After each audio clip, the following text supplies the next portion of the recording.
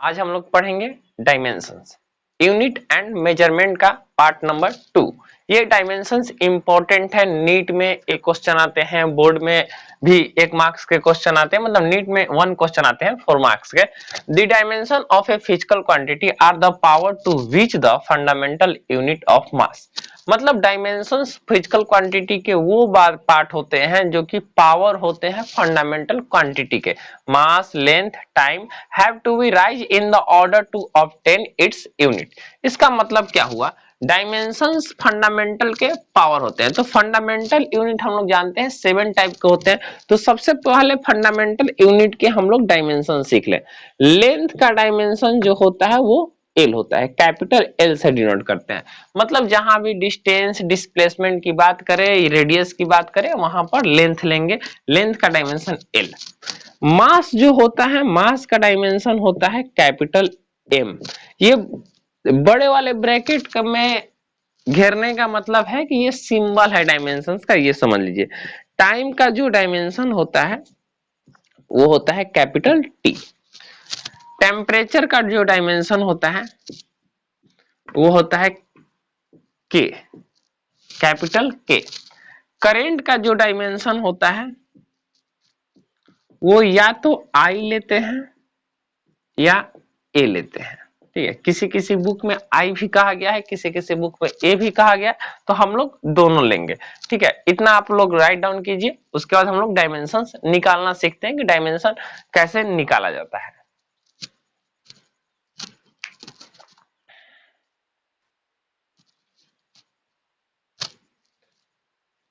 तो डायमेंशन निकाला कैसे जाता है, हम लोग को ये फंडामेंटल का डायमेंशंस याद रखने होंगे। लेंथ का कैपिटल एल, मास का कैपिटल एम। तो सबसे पहले हम डायमेंशन निकालते हैं स्पीड का। स्पीड इक्वल टू क्या हो जाएगा, डिस्टेंस बाई टाइम। डायमेंशन निकालने के लिए एक बात का ध्यान दीजिएगा कि आपको फंडामेंटल फार्मूला, बेसिक फार्मूला याद होना चाहिए। तो डिस्टेंस क्या, डिस्टेंस हमारा क्या है, लेंथ है, मास है, टाइम है, टेम्परेचर है, क्या है, तो डिस्टेंस लेंथ है। तो लेंथ है तो इसका डायमेंशन क्या, एल। और टाइम का डायमेंशन क्या हो जाएगा, टी, यानी कि हो जाएगा एल टी के पावर -1, ठीक है। एक बात और, इसको यूनिट से भी निकाल लिया जाता है। तो हम लोग जानते हैं कि स्पीड का ऐसा यूनिट क्या होता है, मीटर पर सेकंड। यानी मीटर कहने का मतलब क्या कि ये लेंथ है, मीटर है ना जी, ये वाला बात क्या होता है, मीटर होता है बाबू। और ये होता है सेकंड, तो सेकंड का डायमेंशन क्या है, टी। तो बात वही आ गया, देखिए एल टी के पावर -1, ठीक है। अगर वेलोसिटी का भी डायमेंशन निकालें तो यही बात हो जाएगा, वेलोसिटी का डायमेंशन कितना, डिस्प्लेसमेंट बाई टाइम। तो डिस्प्लेसमेंट क्या हो जाएगा, लेंथ है तो इसका डायमेंशन क्या है, एल, और टाइम का डायमेंशन टी, यानी एल टी के पावर -1। एक आपको छोटा सा यहाँ बात बताते चलते हैं, डायमेंशन इक्वेशंस भी होते हैं, डायमेंशंस इक्वेशन भी कहा जाता है, टॉपिक है। डायमेंशन इक्वेशन क्या होते हैं, डायमेंशन इक्वेशन उसे कहते हैं जिस डायमेंशन में फंडामेंटल यूनिट का इस्तेमाल किया जाए, मतलब साथ में रहे सारे फंडामेंटल यूनिट।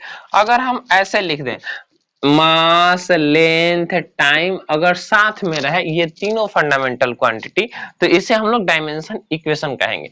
तो क्या एल टी के पावर -1 है तो इसे डायमेंशन इक्वेशन नहीं कहेंगे, तो इसे डायमेंशन इक्वेशंस नहीं कहेंगे।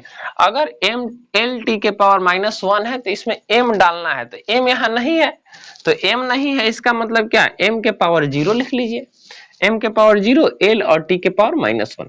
ये हो गया हमारा डायमेंशन इक्वेशन, ठीक है। तो इसे आप लोग राइट डाउन करिए, उसके बाद हम लोग और आगे देखेंगे।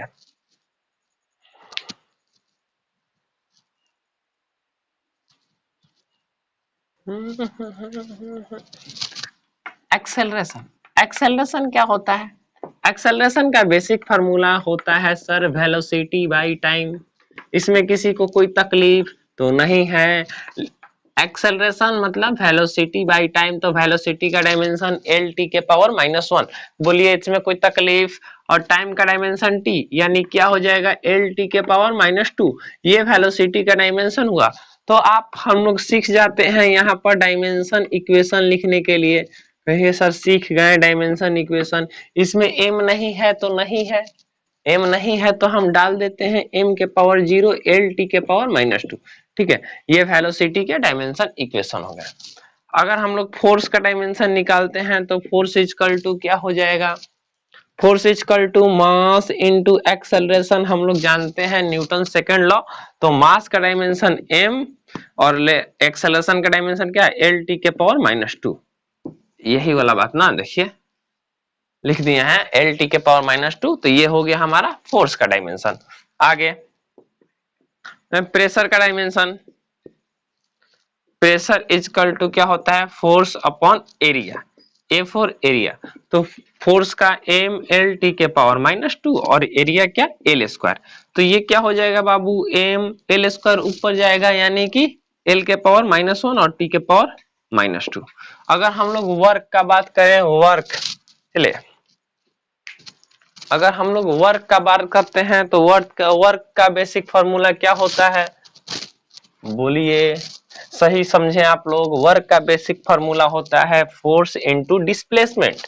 वर्क का बेसिक फॉर्मूला होता है force into displacement. Work equal to F dot S भी लिखा जाता है, यानी कि फोर्स का डायमेंशन एम एल टी के पावर -2 और डिस्प्लेसमेंट का डायमेंशन एल, इन दोनों को मिला देंगे तो क्या हो जाएगा, एम एल स्क्वायर टी के पावर -2। किसी तरह का कोई तकलीफ हो रहा हो तो कमेंट बॉक्स में कमेंट करिए। अगर आपको समझ में आ गया है तो लाइक बटन जरूर प्रेस करिए। आइए अब हम लोग देखते हैं, वर्क देखे थे।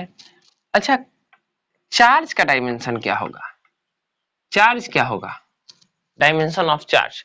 तो हम लोग जानते हैं I equal to Q by T. ये I क्या है, करंट, तो करंट का डायमेंशन A और चार्ज का डायमेंशन निकालना है तो उसे Q ही छोड़ दीजिए, और टाइम का डायमेंशन क्या, यानी Q इक्वल टू क्या हो जाएगा, AT। अगर डायमेंशनल हमें इक्वेशंस के फॉर्म में लिखने हैं तो इसे हम लोग क्या कहेंगे, m के पावर 0, l के पावर 0 और a और t के पावर 1, मतलब 1 नहीं भी लिखोगे तो चलेगा। ये चार्ज का डायमेंशन हो गया। ठीक है, आगे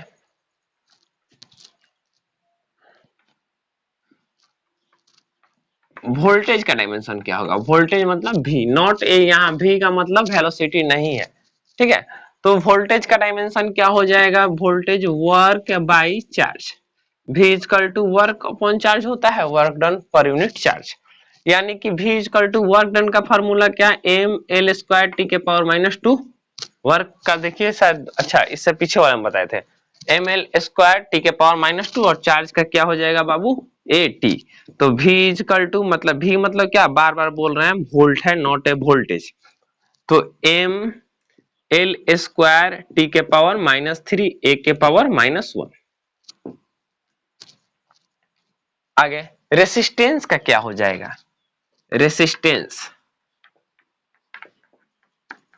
रेसिस्टेंस का डायमेंशन क्या हो जाएगा, R इक्वल टू, अच्छा V बाई आई लिख सकते हैं क्या, अकॉर्डिंग टू ओम्स लॉ, जैसा कि आप लोग पढ़े हैं R equal to V by I या V equal to I R. तो यहाँ पर R इक्वल टू क्या हो जाएगा, R इक्वल टू V क्या, हम लोग क्या वोल्टेज है ना, तो एम एल स्क्वायर टी के पावर -3 ए के पावर -1, और यहाँ करंट, करंट का A लिख दें, यानी क्या हो जाएगा, रेसिस्टेंस का एम एल स्क्वायर टी के पावर -3 ए के पावर -2। ठीक है बाबू, ये हमारा रेसिस्टेंस हो गया। अच्छा, रेसिस्टेंस के आते ही दिमाग कुछ कहता है कि रेसिस्टिविटी नाम का भी कुछ होता है, तो हाँ सर होता है। आवाज थोड़ा आज आपको भारी लग रहा होगा, हमें सर्दी जुकाम कोरोना का कोई सिम्टम्स नहीं है। बात ऐसा है कि अभी रात के 3 बज रहे हैं, हम थोड़ा सा रेस्ट करके जगे हैं। ये एनर्जी आप ही लोग के वजह से आता है, लाइक और कमेंट करते हैं, कुछ बच्चे कमेंट में बहुत अच्छे अच्छे क्वेश्चंस भी पूछ लेते हैं। तो रेसिस्टिविटी, रेसिस्टिविटी का डायमेंशन निकालना है, तो R equal to rho L by A. कहो कि सर ये फार्मूला कहाँ से आ गया, तो आ गया, हम लोग पढ़े थे कि रेसिस्टेंस क्लास 10th में भी आप लोग पढ़ गए हैं। वैसे जो 21 के बच्चे हैं उनका एग्जाम नहीं हुआ है, तो वो लोग तो बहुत खुश है। खुश होने का बात नहीं है, जो भी आप पढ़े हैं उसका इस्तेमाल 11th पे कर लिया जाएगा। R equal to rho L by A, यानी रो इजकल टू क्या हो जाएगा, आर ए बाई एल। ठीक है, अब R का डायमेंशन आप रख दीजिएगा, और उसमें ए फोर क्या होता है, एरिया होता है, तो एरिया का डायमेंशन हो जाएगा एल स्क्वायर, और यहाँ लेंथ है तो लेंथ का डायमेंशन क्या हो जाएगा, लेंथ का डायमेंशन एल। ठीक है, ये आप आर का निकाल कर हमें कमेंट बॉक्स में कमेंट जरूर करिए। ठीक, आगे हम लोग देखेंगे, इसे इरेज करते हैं।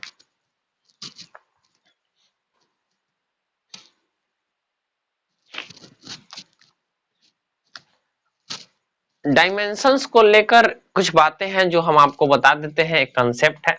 जैसे कि डायमेंशंस में आप याद रखिएगा इस बात को, बहुत इंपॉर्टेंट है कि सेम क्वांटिटी को सेम क्वांटिटी के साथ ऐड या सब्ट्रैक्ट कर सकते हैं।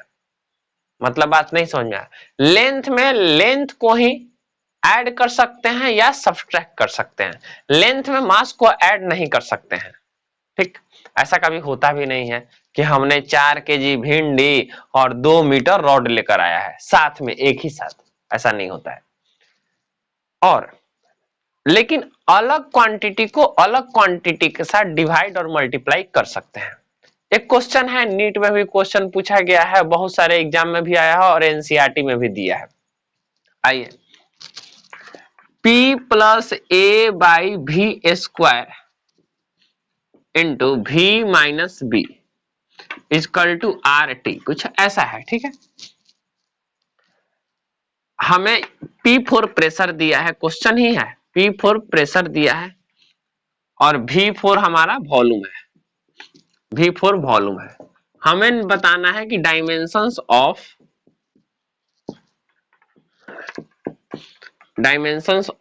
A एंड B बताइए, dimensions of A and B। ठीक है, ये क्वेश्चन है, यह नीट में भी क्वेश्चन आ चुका है।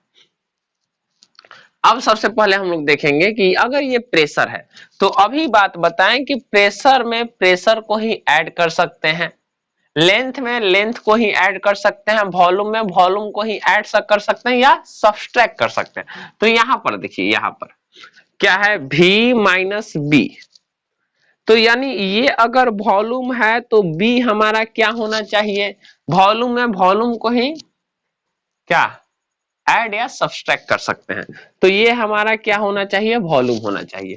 यानी B का जो डायमेंशन होगा वो हो जाएगा L⁻3। अरे वॉल्यूम का ऐसा यूनिट क्या होता है, मीटर क्यों ना, तो मीटर मतलब क्या, लेंथ, L। B का तो डायमेंशन आ गया है, गुड। चलिए A का डायमेंशन देखते हैं, आपको समझ में आ रहा है बिल्कुल। P equal to A by sorry P plus A by V square, यानी कि ये अगर प्रेशर है, यानी ये अगर प्रेशर है तो ये वाला भी क्या होना चाहिए, प्रेशर होना चाहिए। यानी A by V square is equal to हम क्या लिख दे, प्रेशर।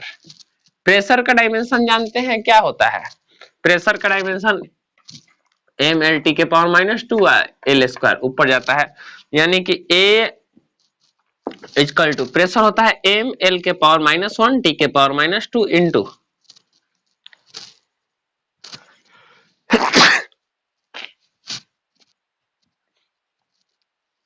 इंटू L के पावर 3 का पावर 2, यानी हो गया A, ये क्या 6 L टू दी पावर 5, अरे एक माइनस हो गया, और T के पावर -2। देख लीजिए गलती तो नहीं है ना, 6 ठीक है। चलिए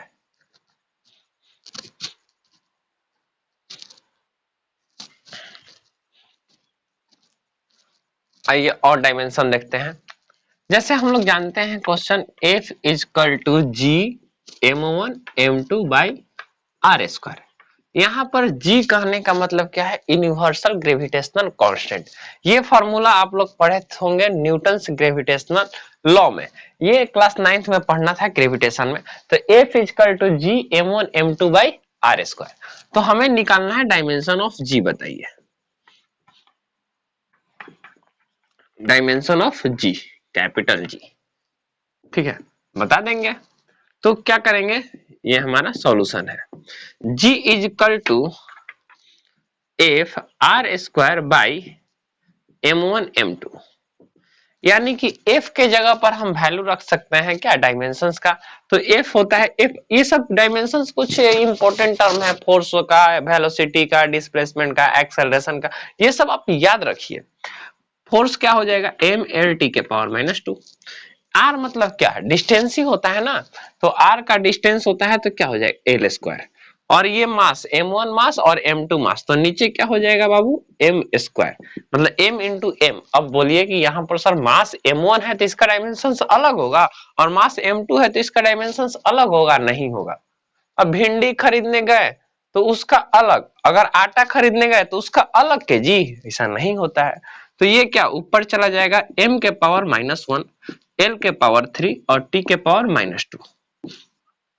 इसी तरह आप एक क्वेश्चन देते हैं, बनाइए F इजकल टू क्या K Q1 Q2 by R square. निकालना है डायमेंशन किसका K का, K का डायमेंशन निकालना है। तो इसमें हम लोग क्या करेंगे, K को एक साइड करेंगे F R square by Q1 Q2, ठीक। F का डायमेंशन क्या होगा mlt के पावर -2, r का क्या होगा l स्क्वायर। लेकिन चार्ज का यहाँ पर क्या हो जाएगा, एक चार्ज के लिए 80 होगा और सेकंड चार्ज के लिए भी 80 ही होगा, मतलब at का होल स्क्वायर। उसको आप सॉल्व करके बना सकते हैं, ठीक है। तो आप इसे राइट डाउन कर लीजिए।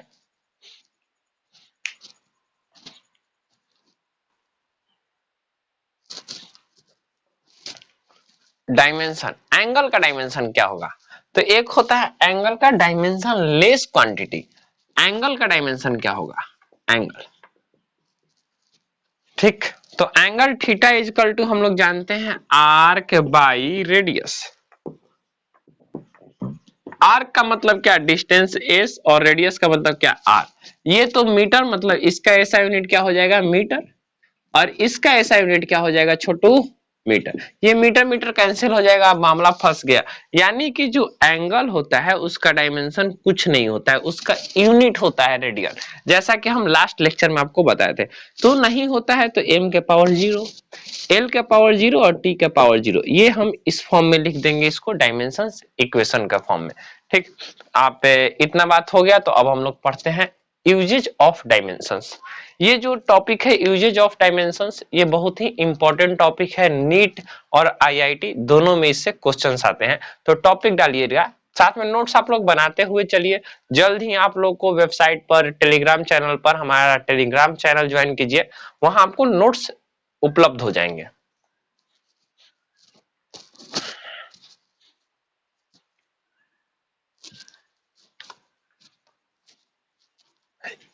यूजेज ऑफ डायमेंशंस पढ़ते हैं कि डायमेंशंस के क्या यूज होते हैं। तो 3 यूज होते हैं डायमेंशंस के। पहला, to check the correctness of, correct CORRECTNESS, correctness of physical quantity. मतलब फिजिकल क्वांटिटी कहने का मतलब क्या होगा, सिंपल सा समझिए, जो फॉर्मूला होगा हम लोग का उसको ये बता देगा डायमेंशंस कि सही है कि गलत है। Second number, to derive the D small, derive the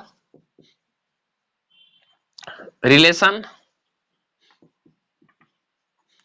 between physical quantity, मतलब कि फार्मूला ड्राइव कर देगा,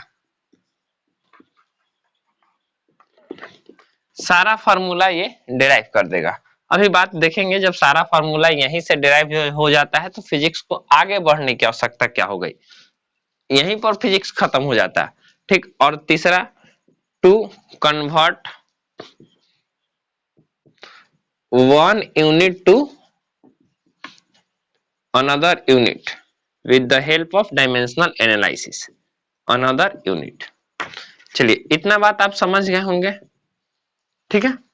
ये 3 बातें तो इसमें समझाएं क्या है कि आप समझ जाइएगा, ठीक है। पहला नंबर हम लोग चेक करते हैं कि पहला का यूज होता कैसे है।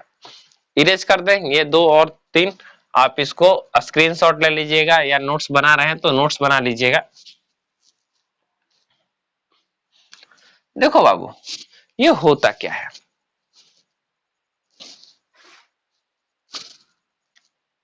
चेक करना है करेक्टनेस, मतलब v is equal to u plus A T, अगर ये हमारा एक फॉर्मूला दिया है तो करेक्टनेस चेक करने का मतलब हम लोग क्या कहते हैं कि LHS बराबर RHS, यही ना, ये हमारा करेक्ट बता देगा। अगर ऐसा होता है LHS RHS के बराबर हो जाता है तो हम कहेंगे कि ये फॉर्मूला सही है। तो LHS में हमारा क्या है, वेलोसिटी है, LHS में हमारा वेलोसिटी है, तो वेलोसिटी को हम लोग क्या कह देंगे, L t के पावर -1। और RHS में हमारा क्या है, RHS में हमारा क्या है, U प्लस एटी। U के जगह पर हम लोग क्या, U भी एक वेलोसिटी है, इसको इनिशियल वेलोसिटी कहते हैं, L t के पावर -1 अब प्लस एक्सेलरेशन का डायमेंशन क्या हो जाएगा, L t के पावर -2 और टाइम का डायमेंशन क्या है, t, यानी कि ये एक t से t कैंसिल हो जाएगा, L t के पावर -1 और प्लस L t के पावर -1। ये जब ऐड करेंगे तो ऐसा नहीं है कि 2 हो जाएगा, ये L t के पावर -1 ही होगा, क्योंकि हम लोग यूनिट को कैलकुलेट कर रहे हैं, उसके वैल्यू को नहीं। मतलब कि लेंथ को लेंथ में ऐड करने पर लेंथ ही होगा ना कि 2 लेंथ हो जाएगा, ठीक है। उसी तरह आप समझिए L t के पावर -1, तो यानी हमारा LHS भी बराबर है और RHS है, तो ये दोनों बराबर हो गए। इसका मतलब क्या हुआ कि ये फॉर्मूला करेक्ट है। गुड, ये क्या हुआ, करेक्ट है। यानी हम लिख सकते हैं कि LHS is equal to RHS, ये हमारा करेक्ट हुआ। ये बात समझ में आया। दूसरा आप लोग करके बताइए कि क्या होगा जो हम दे रहे हैं, S is equal to UT plus half AT square. इसे आपको बताना है कि सही है कि गलत है।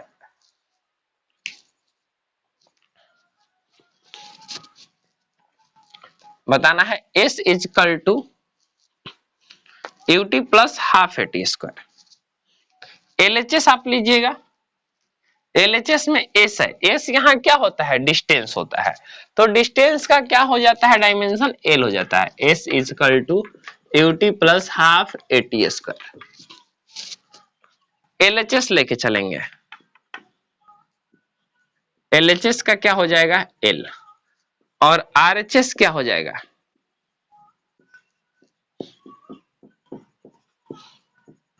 ठीक।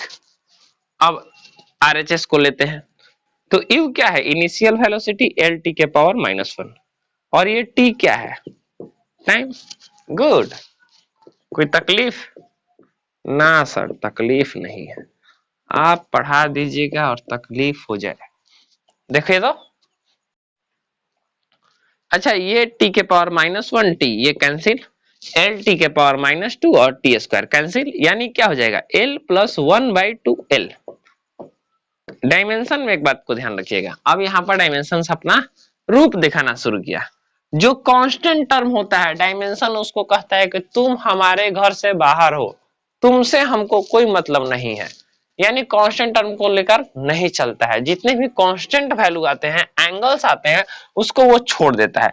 देखिए यहाँ L प्लस 1/2 L कहने का 1/2 को हटा देंगे, यानी L प्लस L को L, यानी RHS बराबर LHS बराबर RHS कह तो रहा है अकॉर्डिंग टू डायमेंशन, लेकिन ये थोड़ा सा चन्हाक आदमी है। कह रहा है कि अगर 1/2 नहीं रहेगा तो भी हमारा ये फॉर्मूला सही हो जाएगा। अगर आप सिर्फ इतने का चेकिंग करिएगा, इतने का, तो ये फॉर्मूला कहेगा कि सही है। अब कैसे, जो कि हम लोग का ये फॉर्मूला गलत हो जाएगा। हम लोग पढ़े S equal to UT plus half AT square, तो ये कुछ इनके लिमिटेशंस हैं, डायमेंशंस के लिमिटेशंस हैं, जिसको हम लास्ट में बता देंगे कि इनके लिमिटेशंस क्या है, कहां कहां ये फेल कर जाते हैं, वो बहुत इंपॉर्टेंट बात है। चलिए इसे आप लोग लिख रहे होंगे तो लिख लीजिए।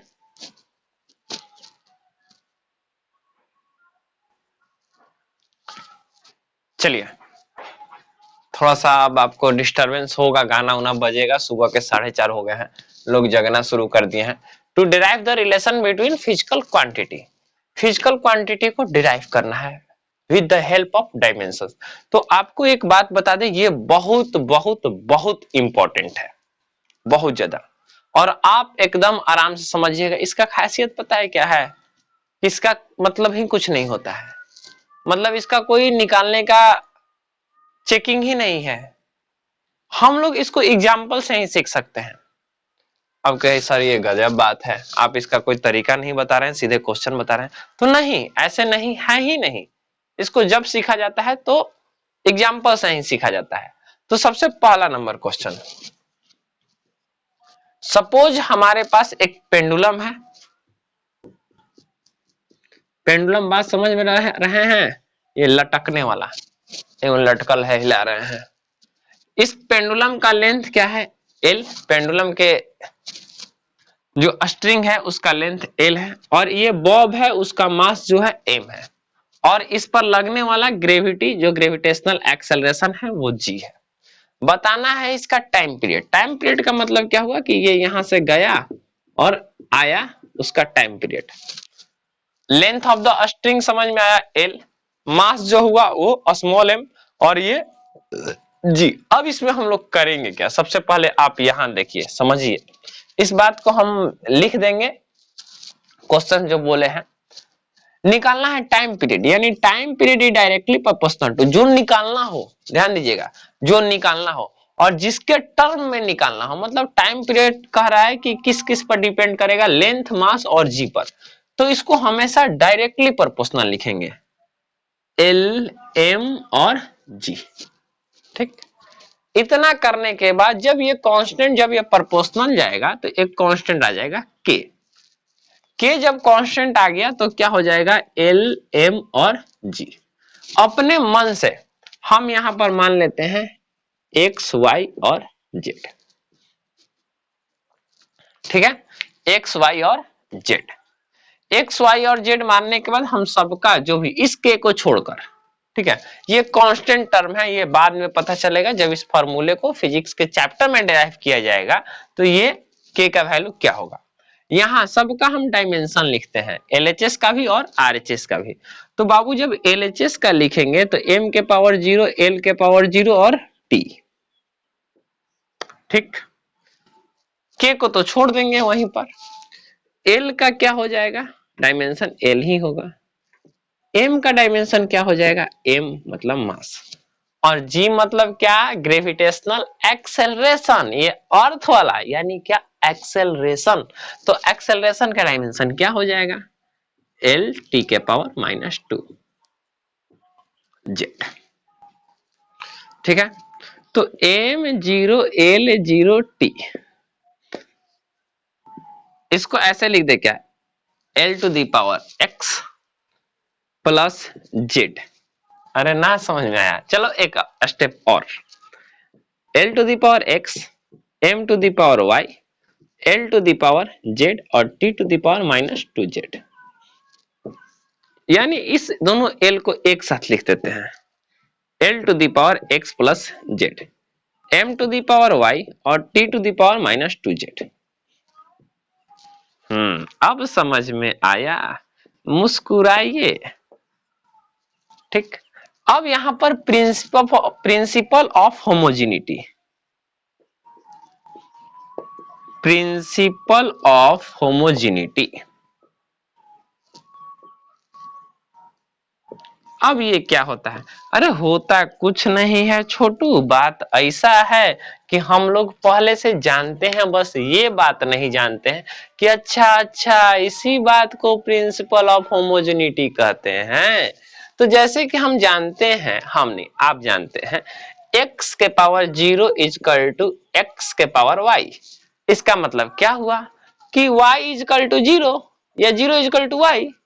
अगर ये नीचे का बेस सेम रहे तो ऊपर का पावर दोनों सेम हो जाता है, यही ना, इसी को तो प्रिंसिपल ऑफ होमोजेनिटी कहते हैं। छोटू चलो इधर, अब m के पावर 0 इजकल टू m के पावर y, यानी y is equal to 0। Good. l के पावर 0 इजकल टू l के पावर x प्लस जेड, यानी 0 इजकल टू क्या? x plus Z.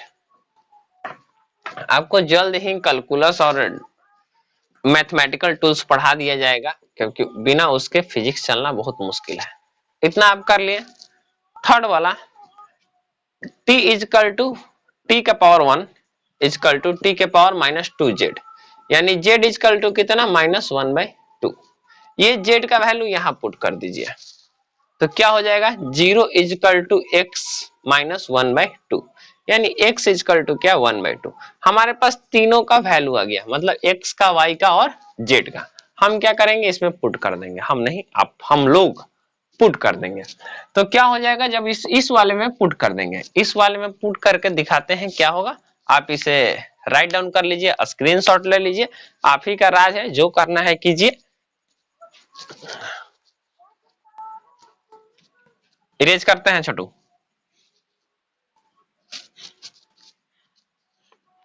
तो यहां पर क्या हो जाएगा, t is equal to k, x का वैल्यू कितना है जी, x का वैल्यू 1/2, यानी l का पावर 1/2, y का वैल्यू कितना है 0, और g का वैल्यू g पर z, ये वाला 0 मतलब 1 हो गया, यानी t is equal to k l to the power 1/2। अच्छा, g का पावर नीचे में 1/2 लिख दें, माइनस है तो नीचे, ठीक, ऊपर में नीचे रहता तो ऊपर में माइनस लगा देते, यानी 1/2 का मतलब अंडर रूट होता है। ये बात किसको किसको पता है, इमोजी कमेंट में कर देना अगर ये बात आपको पता है तो इसको ऐसे लिख देंगे t/g। k का जो होता है कांस्टेंट का वैल्यू यहाँ पर 2 पाई होता है, तो यहां हो जाएगा formula t is equal to 2 pi under root l/g। ये पेंडुलम के टाइम पीरियड का फॉर्मूला हुआ, लिख लीजिए इसको।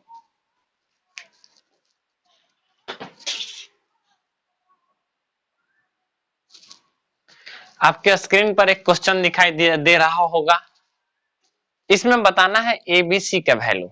ए gas bubble from an explosion under water oscillates with a period T proportional to p के पावर a, d के पावर b और e के power c, where p equal to pressure, जैसा कि आप लोग जानते हैं प्रेशर का dimensions, d density of water, जैसा कि डेंसिटी का डायमेंशन जानते हैं आप लोग, डेंसिटी का डायमेंशन निकाल लीजिएगा। ई मतलब क्या, एनर्जी, एनर्जी वही होगा जो वर्क का डायमेंशन होता है, जो वर्क का डायमेंशन होता है वही एनर्जी का डायमेंशन होता है, चाहे वो काइनेटिक एनर्जी हो, चाहे वो पोटेंशियल एनर्जी हो, चाहे वो हीट एनर्जी हो। तो ये क्वेश्चन आप बनाकर और नीचे कमेंट बॉक्स में कमेंट करिए कि हाँ ए बी सी का वैल्यू क्या आएगा, ठीक है। जो ये क्वेश्चन बनाकर कमेंट बॉक्स में कमेंट करेगा उसका कमेंट लास्ट के लेक्चर में स्क्रीन पर दिखाया जाएगा। चलिए थर्ड हम लोग डायमेंशंस का यूज देखते हैं। थर्ड क्या था, एक यूनिट से दूसरे यूनिट में कन्वर्ट करने का, तो इसका फॉर्मूला होता है, ठीक है। सेकंड वाले का नहीं होता था तो आप परेशान थे, इसका होता है, ये मान लीजिए हमारा 1 यूनिट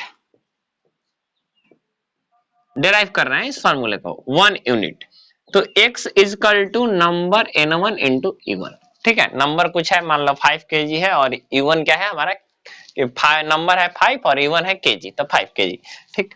इसका अनदर यूनिट, दूसरा यूनिट जिसे कन्वर्ट करना है वो भी x है और उसका नंबर n2 इंटू u2 है, ठीक है। अब यहां पर क्या हुआ, सपोज ऊपर वाला जो हमारा 1 यूनिट था वो 5 kg था, लेकिन जो अनदर यूनिट या सेकेंड यूनिट है वो हमारा ग्राम में हो गया, तो अब 5 kg जो नंबर है वो चेंज हो जाएगा, 5000 ग्राम हो जाएगा, ठीक है, 5000, और ये u2 क्या ग्राम हो गया। तो अब ये लेकिन दोनों सेम होगा, 5 kg को अगर kg में मेजर करिए या ग्राम में मेजर करिए दोनों का सेम वैल्यू होगा, यानी कि हम यहाँ लिख सकते हैं n1 e1 is equal to n2 u2, ठीक। अच्छा n1 e1 का डायमेंशन, e1 यूनिट है तो इसलिए डायमेंशन हो जाएगा, लिख देते हैं m1 to the power a, l1 to the power b और t1 to the power c, और n2 नंबर है, n2 लिखते हैं। u2 का भी डायमेंशन होगा तो डायमेंशन तो सेम होगा, कहिए कि सर अगर ये 5 kg है तो kg का डायमेंशन भी आप m ही लिखिएगा और ग्राम का भी डायमेंशन आप m ही लिखिएगा, तो एकदम सही बात है, हम m ही लिखेंगे। अगर इधर m1 है तो इधर m2 लिखते हैं to the power a। m2 क्यों लिखें कि आपको पता समझ में आए कि ये kg है और ये ग्राम है। डायमेंशंस का जो पार्ट होता है जो उसको चेंज करता है वो पावर होता है, अगर दोनों का पावर सेम है तो यानी कि इन दोनों का डायमेंशन चेंज नहीं हुआ है, सिर्फ नाम चेंज हुआ है, m1 m2। इधर क्या हो जाएगा l2 to the power b और t2 to the power c। यानी कि हम n2 इजकल टू लिख सकते हैं n1 m1 by m2 to the power a, L1 by L2 to the power b और T1 by T2 to the power c। बोलिए कोई तकलीफ? अब ये नहीं समझ में आया, नहीं समझ में आया तो थोड़ा सा रुक जाइए, बस घबराना नहीं है। आप एक क्वेश्चन बनेगा समझ में आ जाएगा, बिल्कुल नहीं घबराना है, ठीक है। ये आप लिख लीजिएगा स्क्रीनशॉट। क्वेश्चन है इस तरह से, 1 यूनिट को कन्वर्ट करना है सीजीएस यूनिट में। 1 यूनिट को, एक यूनिट है 1 न्यूटन है, जिसको कन्वर्ट करना है। ये हम जानते हैं कि ये कौन सा, ये पहले यूनिट जानना पड़ेगा कि ये हमारा ऐसा यूनिट है और इसको कन्वर्ट करना है किसमें बाबू? सीजीएस में। Uses the dimensional analysis, dimension के मदद से, ऐसे नहीं कि 1 न्यूटन इक्वल टू इतना इतना हो जाता है, वैसे नहीं, डायमेंशन से, ये वाला फार्मूला। तो सबसे पहले आप देखिए यहां पर नंबर हमारा 1 है, यानी कि ये वैल्यू हो जाएगा n1 का 1। अगर न्यूटन है, फोर्स है, तो उसका डायमेंशन क्या हो जाएगा? mlt के पावर -2। यहां पर m का पावर a है, यानी a का वैल्यू यहां से 1, b का वैल्यू यहां से 1 और c का वैल्यू यहां से -2। ये वैल्यू निकालना कंपलसरी है। हमको n2 चाहिए, n2 कितना होगा? 1 न्यूटन में कितना सीजीएस यूनिट? तो n2 इस फार्मूले पर हम पुट करते हैं, इस फार्मूले पर n2 इजकल टू, यही लिख देते हैं, n2 इजकल टू 1 m1, मतलब क्या? m1 यहां पर क्या होता है? मास में kg होता है, और कन्वर्ट सीजीएस में की क्या करना है? ग्राम में। अब बात समझ में आ गया कि ये m1 m2 क्यों लिखे हैं? ये kg और ये ग्राम, बहुत सही। ये पावर कितना है? 1। L1 L2, L1 कितना? L1 मतलब मीटर, और ये किस में कन्वर्ट करना है? Centimetre to the power 1। और टाइम तो सीजीएस और एसआई दोनों में सेकेंड ही होता है, second by second to the power -2। अगर केजी को ग्राम में कन्वर्ट करना है तो 1 केजी इक्वल टू कितना ग्राम? 1000 ग्राम, 1000 ग्राम, और नीचे ग्राम था, टू दी पावर 1, ठीक है। मीटर को सेंटीमीटर में जब कन्वर्ट करेंगे तो 1 मीटर में कितना सेंटीमीटर? 100 सेंटीमीटर, ये 100 सेंटीमीटर, ये भी हमारा अभी सेंटीमीटर टू दी पावर 1, और सेकंड को सेकंड में ही रहने दीजिए, टू दी पावर -2। अगर किसी को तकलीफ हो तो कमेंट बॉक्स में कमेंट जरूर करें। तो ये क्या हो जाएगा? 1000 ग्राम इंटू ये क्या? 100 centimetre into 110 to the power 5 dyne. ये ग्राम सेंटीमीटर और सेकंड का पावर -2 को हम लोग कहते हैं डाइन, यानी कि यहां पर हो जाएगा 10 टू दी पावर 5 डाइन। चलिए आज के लिए इतना ही, अब हम लोग नेक्स्ट लेक्चर में